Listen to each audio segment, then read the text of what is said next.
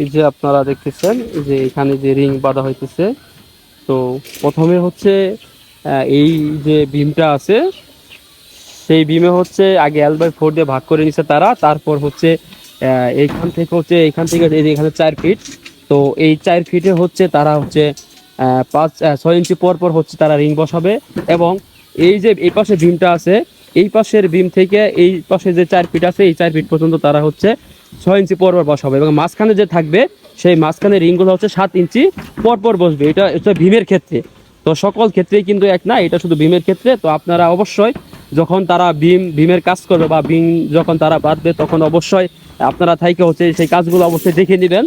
আর যদি আপনারা না বুঝেন তাহলে অবশ্যই একটা ইঞ্জিনিয়ার আপনারা নিয়ে এসে তারপর হচ্ছে আপনারা যখন ছাদ ঢালাই করবেন তার আগে অবশ্যই এইগুলো সব চেক করে নেবেন।